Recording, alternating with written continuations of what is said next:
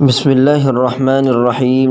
شب برات کی حقیقت اور فضیلت از افادات حضرت مولانا مفتی محمد تقی عثمانی صاحب دامت برکاتہم العالیہ۔ شب برات کی فضیلت۔ شب برات کے بارے میں یہ کہنا بالکل غلط ہے کہ اس کی کوئی فضیلت حدیث سے ثابت نہیں۔ حقیقت یہ ہے کہ 10 صحابہ کرام رضوان اللہ علیہم اجمعین سے احادیث مروی ہیں جن میں نبی کریم صلی اللہ علیہ وسلم نے اس رات کی فضیلت بیان فرمائی۔ ان میں سے بعض احادیث سند کے اعتبار سے بے شک کچھ کمزور ہے، اور ان احادیث کے کمزور ہونے کی وجہ سے بعض علماء نے یہ کہہ دیا کہ اس رات کی فضیلت بے اصل ہے۔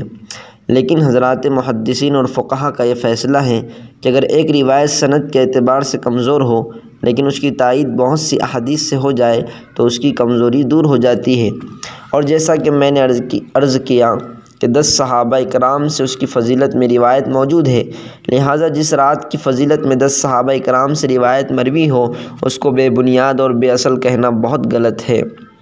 شب برات میں عبادت۔ امت مسلمہ کے جو خیر القرون ہے یعنی صحابہ کرام کا دور، تابعین کا دور، تبع تابعین کا دور، اس میں بھی اس رات کی فضیلت سے فائدہ اٹھانے کا اہتمام کیا جاتا رہا ہے۔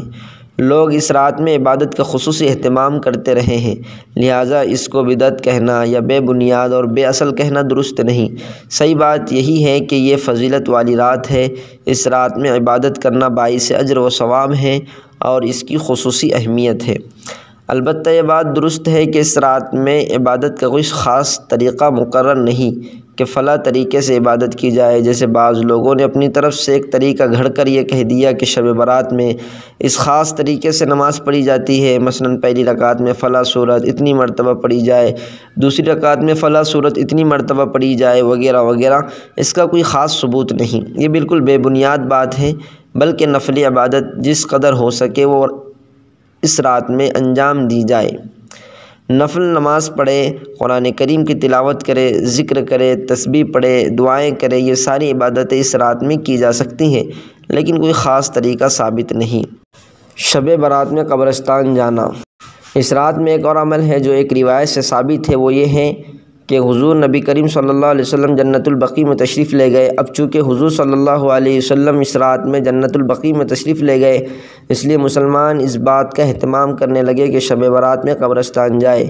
لیکن میرے والد ماجد حضرت مفتی محمد شفیع صاحب رحمۃ اللہ علیہ ایک بڑی کام کی بات بیان فرمایا کرتے تھے جو ہمیشہ یاد رکھنی چاہیے۔ فرماتے تھے کہ جو چیز رسول کریم صلی اللہ علیہ وسلم سے جس درجے میں ثابت ہو اسی درجے میں اسے رکھنا چاہیے، اس سے آگے نہیں بڑھنا چاہیے۔ لہٰذا ساری حیات طیبہ میں رسول کریم صلی اللہ علیہ وسلم سے ایک مرتبہ جانا مروی ہے کہ آپ شب برات میں جنت البقیع تشریف لے گئے۔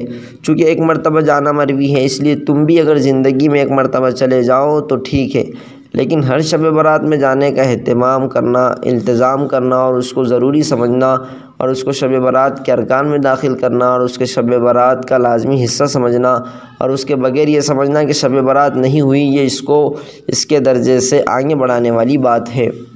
15 شعبان کا روزہ۔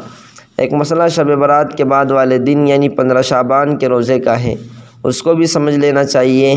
وہ یہ ہے کہ سارے ذخیرے حدیث میں اس روزے کے بارے میں صرف ایک روایت میں ہے کہ شب برات کے بعد والے دن روزہ رکھو، لیکن یہ روایت ضعیف ہے، لہٰذا اس روایت کی وجہ سے خاص 15 شعبان کے روزے کو سنت یا مستحب قرار دینا بعض علماء کے نزدیک درست نہیں۔ البتہ پورے شعبان کے مہینے میں روزے رکھنے کی فضیلت ثابت ہے، لیکن 28 اور 29 شعبان کو حضور صلی اللہ علیہ وسلم نے روزہ رکھنے سے منع فرمایا ہے کہ رمضان سے 1-2 روز پہلے روزہ مت رکھو تاکہ رمضان کے روزوں کے لیے انسان نشاط کے ساتھ تیار رہے۔